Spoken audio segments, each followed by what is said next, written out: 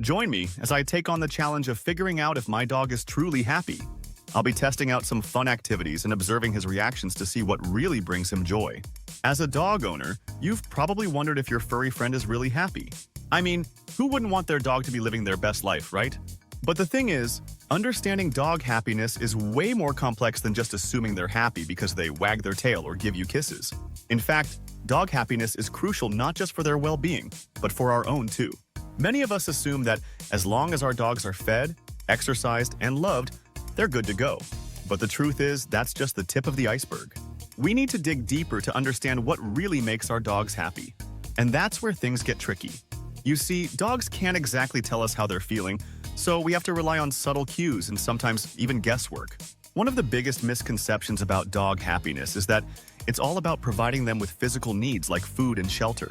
While those things are important, they're not the only factors at play. Dogs are complex creatures with emotional needs that need to be met too.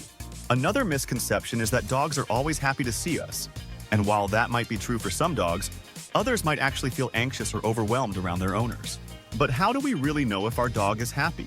It's not like they can fill out a happiness survey or tell us about their feelings.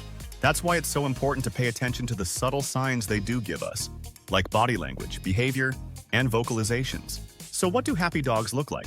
Well, for starters, they tend to have relaxed body language.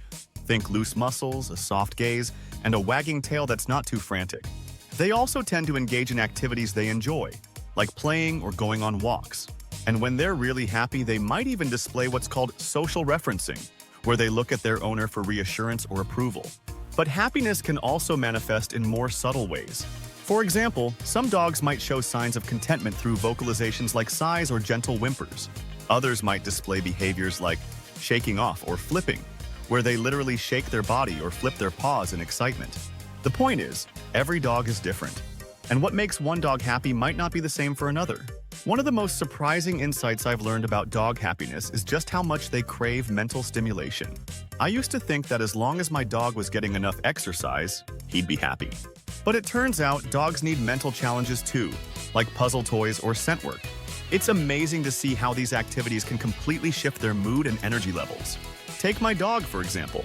I used to think he was just a happy-go-lucky pup, but it turns out he's actually really anxious in certain situations.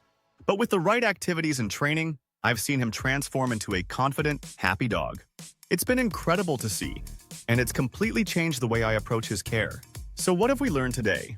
Firstly, dog happiness is way more complex than we often give it credit for.